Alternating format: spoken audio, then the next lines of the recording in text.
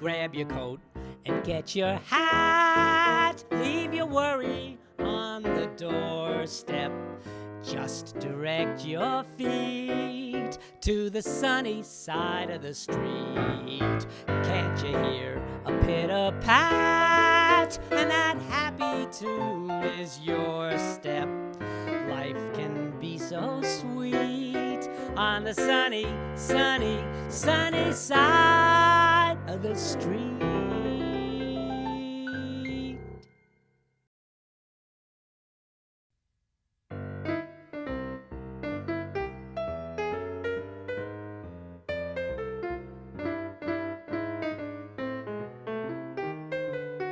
Hi, welcome to another Sunny Side of the Street. I'm your host, Todd Gross, a clinical psychologist and director of Adams Street Associates in Newton.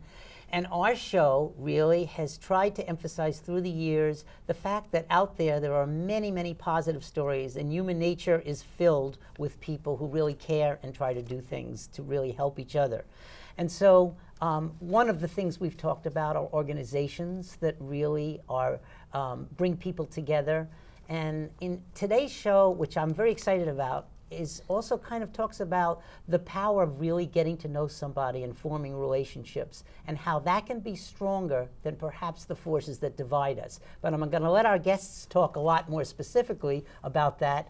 We're going to talk about the organization, the Sisterhood of Salaam Shalom. And with us to talk about that, first on my left is Judy Rosenberg. Hi, Judy. Hi, Todd. Thank you. Thank you so much for coming. Judy is a retired educator. She taught in Lexington, and she's also a social activist. And to her left is Marrion Sherif, who is the chaplain at Brandeis University, and Muslim chaplain. And thank you for coming. It's nice to have you here, too. Thank you for having me. As-shalom alaikum. Well, a pleasure. And maybe to get started, if you could each say just a little bit for the audience about yourself, so they'll know a little bit who's talking to us today. Okay, well, I live in Newton, Massachusetts. I'm a retired educator. I taught in Lexington public schools for 30 years. And I'm a wife, a mother, a mother-in-law, grandmother, aunt, friend, and I'm committed to social justice because I want a safer world for all of us. Beautiful. And what did you teach, by the way? I was a learning disability specialist and a 5th grade teacher, language arts and social studies. Wonderful. It was great. And Mariam, can you tell us a little about yourself, too? Absolutely. I'm a Jersey girl in exile in Boston. All right. And I have had quite a journey. I'm also an educator. I'm in the technology field. I do a little bit of dabbling in filmmaking. Oh, nice. And I, too, have a passion for social justice.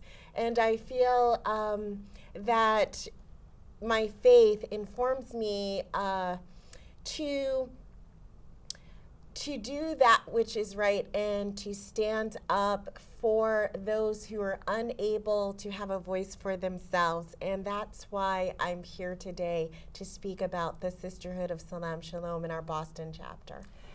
Excellent. And it's Jewish and Muslim women. Yes. And Miriam and I are in the same chapter.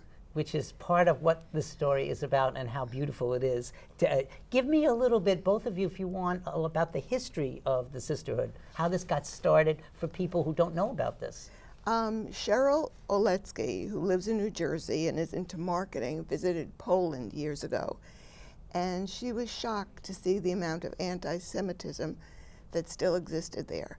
So she came back to New Jersey and Atya Aftab, who is an attorney and associated with the Rutgers University Muslim Chaplaincy, joined Cheryl, and they co-founded the Sisterhood of Salaam Shalom. I see. Okay. And would you, if you were to describe a little bit of the goals of the organization, people get a general feeling about what are the values, the goals underneath what you're doing? Well, I think that Cheryl and everybody there believes that once you get to know somebody, you see them as a person. Yes. And it helps build bridges, build friendships. it's like traveling to another country, and you come back and you see news about another country, and you're sort of more interested. So, and it's been wonderful for us. Now, how long have you guys known each other for? Well, I got a phone call about 3.5 years ago that asking if I would like to join this group. And I said yes, immediately. Nice. And I think it's about 3 years. The group in September will be 3 years, or in June will be 3 years. And I also got a phone call around that time, but did not join until later because of overcommitment, because I wholeheartedly wanted to make sure that I committed to this cause. And I want to say that Sisterhood of Salaam Shalom is not a political organization. Right. But one of their goals is waging peace against the hate that we see that is so prevalent in the United States and globally. And whether one is a refugee, an immigrant, or if we're talking about the Muslim ban, these acts of hate that are targeting Muslims, Jews, and anyone, yes, they're unacceptable. And the Sisterhood of Salaam Shalom, they are, I want to say, active participles. We do things that are action-oriented. We also are in support of one another as sisters. Well, I love that, and to me, it really strikes me from what you're both saying that you guys, as we'll talk about more, you're really a model of the opposite of what is going on a lot now. In Actually, terms Todd, of when I got the phone call to join the group, I knew that there was Islamophobia around. Yes. I didn't know about the anti-Semitism, and here we are, 3 years later, and we see it. Yes. The wonderful part about our group is that we have each other's back. So when we hear about something, we call each other, we text each other, we email to say, I have your back. Oh, that's and wonderful. that's really important. Absolutely, that support of each other. For the viewers, I thought something visual might be helpful, so we're going to take a break for a second, and we're going to show a little clip that talks about your organization. Then we'll come back, and you guys will breathe some life into that when we talk about it. So we'll show the clip now.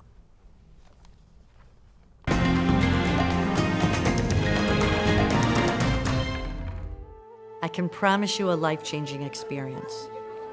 You are going to be learning so much more about yourself as you explore your relationship with this sister of another faith. You'll be learning about their religion, and in learning about their religion and their faith practices, you'll be expanding your knowledge about your religion and your faith practices. Because there's so much hate out there, there's so much distrust, there's so much lack of respect. It's really easy to hate someone you don't know. But when you know them, it's hard. And when you care about them and love them, it's almost impossible. Right now, people are so divided. And this is a concept that people speak about a lot in America, but it's not just in America, in North America. It's all over the world. People are feeling increasingly disconnected from each other, from their own faiths, from people of different backgrounds. At our heart, we are relationship building. And we are building relationships one-on-one based on sharing each other's narratives. And that's what we're trying to do around the country, is to have women's groups who can come together, first develop a friendship, first connect to somebody else, understand their narrative, understand their story, and then hopefully that'll develop into a friendship. It is a group, and it's, I think, a movement. The sisterhood it's remarkable in that, they approach women from the point of view of being a foundation for change. And it is a way to bring together Jewish women and Muslim women who can get together and really start from the very basic level of starting to create trust and sisterly bonds, with an ultimate goal of really creating these strong relationships and build some bridges. And I think, one step at a time towards peace. Fine. Well, that gives you a little picture of the organization. There was several things in that video that was shown. I'm just wondering if you could talk a little bit about some of the activities of the organization that will give people a feeling of if they were to join an organization like this, what kind of things go on that build the ties? Well, one of the things that happened to me is it's very informative. It just adds to my knowledge. I didn't know that during World War II, the small country of Albania saved over 2,000 Jews, and they were saved by the Muslim population. So one of our members had a film called Besa, and if anybody can get to see it, it's B-E-S-A. It's a documentary on what happened with people inviting people into their homes and taking care of them. That's really having somebody's back, Right. unbelievably. Yes. I'm so glad you mentioned that, and for viewers, that would be a wonderful thing if you can get a hold of it, Right. to see. Right. It's amazing. The other is we just had a peace vigil. Want to talk about the peace vigil? It was at Brandeis. Sure. So we hosted, in conjunction with the Muslim chaplaincy of Brandeis University, we hosted the Sisterhood of Salaam Shalom, a unity vigil. And we had some liturgy, we had some songs, we had some poems, and they all talked about being unified, being allies, being in support of one another during this time. And it was short, it was sweet, and it took place around the country on a Thursday night at 8 p.m. We were all like, it's kind of late, but it was cold. It was very it was cold. freezing. But you feel in solidarity with people in warmer climate that are doing it too. Yes. So Sisterhood of Salaam Shalom started with 50 chapters, and now there's over 150. Wow. So in 2011 they started, and there were just so many people who showed up just wanting to support, and I really, really appreciated that, because at this point in this time that we're living in, Yes. we need some support from one another, sort of like a global hug. Right. And we do Nicely support each said. other. We cry together Yes. and That's we a part smile of it. together. There was, I think about almost a year ago, there was a big debate, a controversy in Dudley, Massachusetts. I don't know if you heard about it. That they wanted, people who were Muslim wanted to have a cemetery close to them. Yes, And yes, they I did wanted hear about that. they wanted to open it up in Dudley, and there was a lot of opposition. So many of the sisters took part in supporting them, writing letters, making phone calls, and eventually there will be a Muslim cemetery, Wow. which we don't, it's really important because there wasn't one, so you'd have to travel a long distance if you wanted to bury somebody, if you want to pay respects Yes. to somebody. And I want to say that all of these things impact, again, not only Muslim lives, they impact Jewish lives, they impact everyone's lives. Absolutely. And that's what informs us. We've done things with the Charity Day where we were supposed to, on Christmas Day, go to Rosie's Place, which is a woman's homeless shelter. Yes. So in a day of charity, other things that we've supported one another. The Women's March, we had a contingency show up at the Boston rally. So it's definitely based on action-oriented tasks and real-life things in which we can understand. And I'm remembering there was a question from one of the members who was Jewish, she had a question about Black Lives Matter. She said she doesn't understand what it means, and some of the members of our particular Boston chapter, we wanted to explain to her why it was important, and also just to answer her question. Yes. So we have themed a specific night when we meet once a month to talk about Black Lives Matter. And also we talk about like the history of Islam in America or the history of Jews in America so that we can better understand the historical legacies that we're facing here in the U.S. We also talk about, one of the topics was superstitions. And it was so interesting to go around the room and hear the superstitions that different religions have. Yes. And some of them are very similar. Uh-huh. We also talked about how you got your name. And that was fascinating to listen to people talk about how they were named. So, Their identities. yeah, right. I also remember talking about domestic violence and sexual abuse on campuses, talking about sexual abuse within faith communities, and how does a survivor talk about that, because the added dimension of being in faith-based groups or organizations or religions, it makes it more difficult and challenging. And what does one do? And so again, we're in support of one another with things that are everyday discussions. And the thing is, it's very safe. It's a safe place because That's you an know. important concept. Yes, You have to feel because, safe to right, be able to and get to whatever know you each say other. in the group will not be taken out of the group. I see. So That's a rule. it's safe and it's comfortable and sort of anything goes. If you have a question, you ask the question.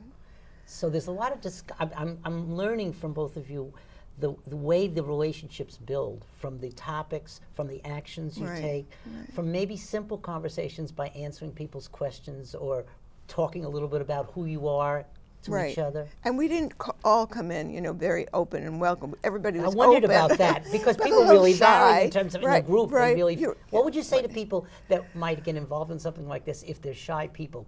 How do they still be able to become part of this? And they Well, obviously can. I think when we all started, we were shy and sort of feeling uncomfortable in what we were getting into. And as it goes on, you become more and more comfortable.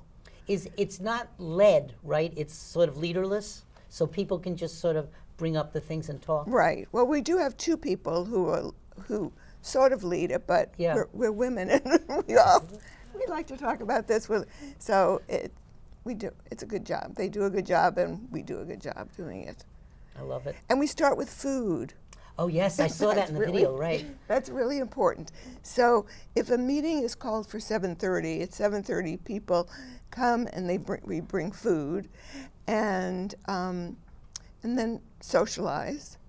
And when we started, the socialization was, people were a little timid, and now we can't stop talking to each other. That's and so good. At about 8 o'clock, That's the beauty of this. At 8 o'clock we have a topic, and we see. We talk. So there's that kind of structure a little bit there. Right. Yeah, and food, I say enough about how that can be also a bonding agent. Right, right.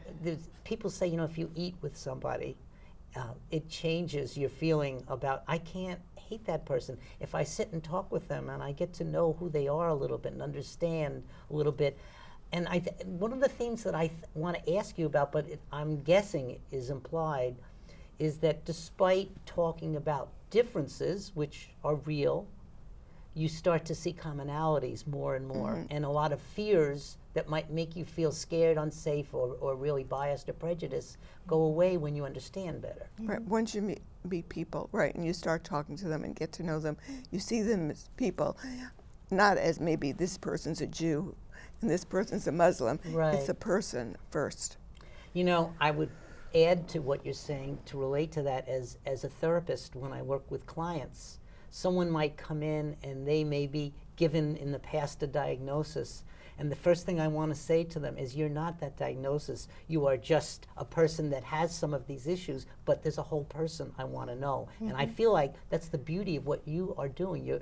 You're sharing about the differences and about your religious beliefs and what your values are, but you're also letting each other see the whole person. And we listen to each other. I think that's the beauty of it. It's a good that point, Judy. We really listen to each other. Listening's so key. I think that I've grown as a person in listening to people. And when I meet other people, I listen to them more. Yes. Sue, I want to say a large part of our meeting is hospitality, and there's a saying in Islam, ta'amun ta'am wa abshir salam. So greet and feed and host people, and there is the second part, spread peace. With your tongue, with your actions, with your being. And so much of our meeting is spreading that peace, and some of it's also a challenge. Say more about the challenge, too. I like what you're saying. So we all come to the table with our own experiences, and maybe sometimes with our own prejudices, sometimes with our own ignorance. And we're there to clarify those things. I feel as an African American Muslim that my voice is so not heard for so many reasons. I feel like it's a challenge sometimes for people to understand my experience because it just does not jive with what they've seen in the media or the dominant narrative. Yes. And I want to say that there is a challenge also with participation from Muslim women. There seems to be, it's not because we haven't recruited or lack of recruitment, but it's a difficulty in these interfaith settings in trying to recruit Muslim women. And again, I always see a certain dominant narrative, which seems to be one of South Asian Muslim women or Arab Americans, and there is a huge population of indigenous or national born Muslims who mostly are African American, and their voices are not heard. And so I feel like there could be a huge imbalance. And we talk about that. And that's part of what you think is also the resistance to coming to the group, that there's such a history of not being heard and not listened to? I feel like that can be a contributing factor, but people like to stay with what they know. Right, It's stay in really your hard. comfort zone. Stay in your comfort zone. That's universal. I understand Right. Yeah. that But too. I think because we're out there and we're talking to our friends about the group, I think more and more people want to join. In fact, a new group is going to form in Newton, Brookline. Wonderful. Oh, Right. I think this is so exciting. Yeah, it is very exciting. Can you talk a little bit about how this extends to spouses or family members? Because you're talking about spreading peace. That's what I really see in the core of this, and I love it. And so if it spreads to people around you and families, then it's that much more wider impact too. Can you tell me a little bit of what that's like in terms of how that happens? Well, one thing is that we talked about that movie Bessa, about what happened in Albania, and a movie we shown in Westford. One of our members had the movie or knew the man who showed the movie. I invited some of my friends and they came. Oh, isn't that nice? Yeah, right. Also at the Unity Vigil, some people brought their significant others, or they told it was open to anyone. However, when we have our groups, the group meeting is personal, and I know that sometimes one may share with our significant others, or this happened to me at the meeting. We share things like that, but otherwise it's personal when we have that. Now we do have sometimes people who are visiting from other cities who drop in. We've had a few people come and see if they wanted to join. So it's pretty open in that way, but we have to keep reminding people. That's part of the safety. Yes, that there has to be a safety mechanism so people feel comfortable to dare to go there. I have to believe too, that's helpful. I have to believe too that the people who are doing this are models or examples for their family, and they're living or walking their walk, they're living their values. And so I wonder if you have any sense of how this spreads to the children of people who are involved in the organization, in terms of just, their curiosity about what it represents. What is mom doing? Why is she going? Or grandma or whatever. I think we are models for other people, and it does. I think our kids and our grandchildren see that. We have to be models so that people have courage. In one of my other jobs that I didn't mention, in the IT field, I feel like sometimes people don't try. They're just afraid to try to touch this device that they have. And it's about reaching out and making that first step and just simply trying. And after that, as we see with children who learn how to crawl and then walk Right. and then run. And it feels like the same way. You have to be fearless. And again, we start with a point where there is fear, and then we have courage. And acceptance, and people are more accepting of each other. I remember when I got the phone call from a friend of mine saying there's a group starting, and I immediately said yes. And then when I actually went to the first meeting, I was anxious. I was like, oh my, what am I doing? You know, how is this going to be? So you push yourself. Yes. It's really important. You're pushing the envelope within yourself. And Right. it's all not kumbaya, because we're not looking for uniformity. Good point. Yes, that's real. So there have been some discussions where we did not all agree. However, we discussed, and that's a huge part of when someone has been hurt Yes. to heal.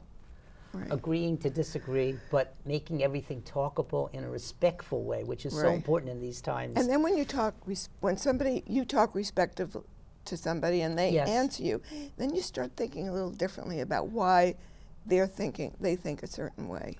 Another good model for peacemaking, I think, Yeah, what you're right, saying. right.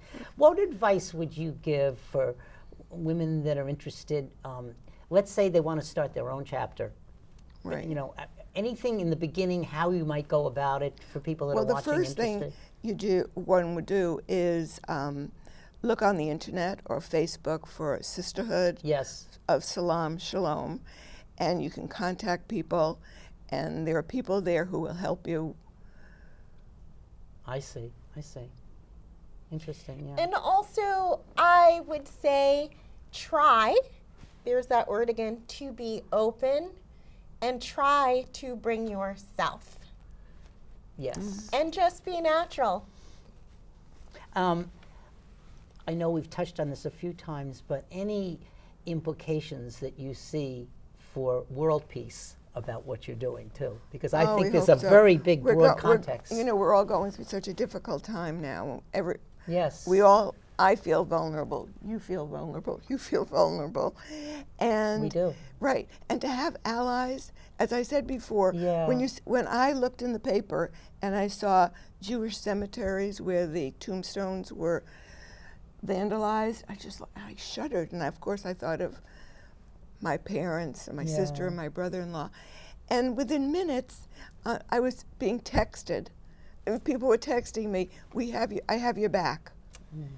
What does that feel like? It must be amazing. I want to say that also the different perspectives converge, and my perspective in this time is that we need to be proactive rather than reactive, as well as Good distinction. yes, and as well as having people understand, and this too shall pass, and knowing that the divine knows and we know not. There is a purpose. This all may not make sense, what we're experiencing today, but again, to have hope in healing. That's beautiful. You know, when I was teaching, I taught social studies. One of the sayings that I taught the kids is, when good people do nothing, evil appears, or something to that effect. And I really believe that we have to speak up and do something, and there are so many things that you can do. Yes, and you guys are involved in doing this too, and each in your own way, you know. Right. And that's great. I hear stories of bringing people with very different points of view together, and every time I hear it, the kinds of things that you guys are talking about today, I feel like it often happens, that just people connect. We heard a story about somebody who was working on Long Island, and there were gangs, and they tried, and they would fight, and so they decided in the community to have a dinner. And they invited both, and in the beginning, each of the different gangs sat on the opposite side. And then they said, no, you're going to sit with each other. You're going to sit mixed together. Right. And so they had food together, and then they played sports afterwards. And they made the teams divided between the two gangs. Right. And one of the guys said, I just can't, I just can't hate you anymore. I broke bread with you and I played sports. And so what you guys brought up, absolutely wonderful. I want to thank you so much. And what I thought I would do to close the show a little bit with you and your help is music is one of the things that can really bring people together, and I'm sure that's part of what happens. We're gonna play a song called Peace, Salam, Shalom, and it kind of typifies a lot of the spirit of that. I'm gonna play it on keyboard, and if you guys can help me a little bit, we can sing it together. I can help a little. And you have some words, right? Yeah. As we say, inshallah, if God wills. All right. But Todd, that was how the peace vigil ended at Brandeis. We sang With that that song. song. Well, it's wonderful. And for everybody watching, thank you so much for watching, and we hope you'll tune in again. So we leave you with this peaceful message. I will be over there playing it in a second.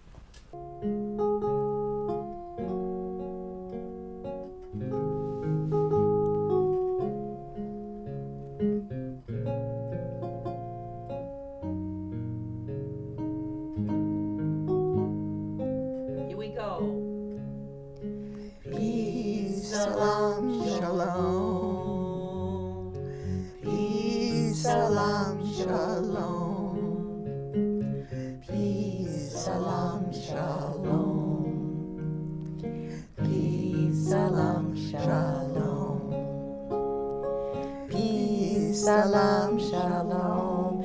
And we will stand for Peace, salam, shalom. and we believe in Peace, salam, shalom. Peace, salam, shalom.